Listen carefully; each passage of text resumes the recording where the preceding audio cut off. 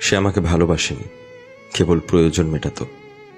তবে আমি চুপ ছিলাম, প্রতিবারই চুপ ছিলাম, কারণ আমি ভয় পেতাম সে যদি চলে যায়।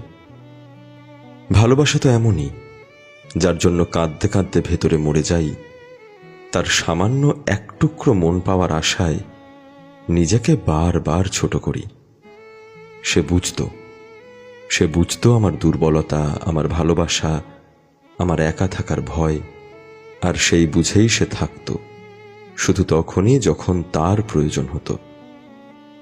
যখন তার মন খারাপ, যখন তার কাউকে দরকার কথা বলার জন্য, যখন তার শরীর ক্লান্ত, তখনই আমি আপন ছিলাম। আর বাকি সময় আমি শুধু সিন হয়ে থাকতাম, তার মেসেজ লিস্টে, তার জীবনে, তার দুনিয়ায় একটা অতিরিক্ত নাম। আমি ভাবতাম, যদি আমি আরেকটু ভালোবাসি, যদি আমি তাকে বুঝি, তাহলে সে একদিন ফিরে তাকাবে আমার দিকে। কিন্তু না, সে কখনোই আমার চোখে চোখ রাখেনি, আমার নিঃশব্দ কান্না শুনতে চায়নি। সে আমাকে ভালোবাসেনি, সে ভালোবেসেছিল সেই সুবিধাকে যেটা আমি নিঃস্বার্থভাবে দিয়ে গিয়েছি।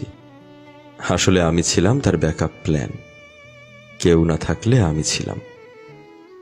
আমি যাকে চোখের মনি করে রেখেছিলাম, সে আমাকে শুধু সময় কাটানোর উপায় ভেবেছিল।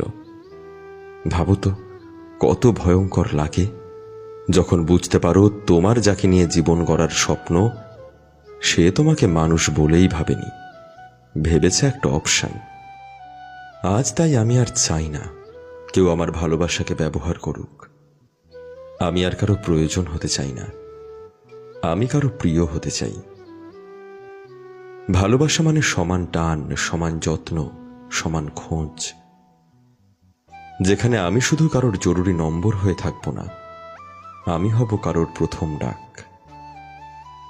এবার আমি নিজেকে ভালোবাসবো, এইবার আমি নিজেই নিজের প্রিয় হব। হ্যাঁ, এইবার আমি নিজেই নিজের প্রিয় হব।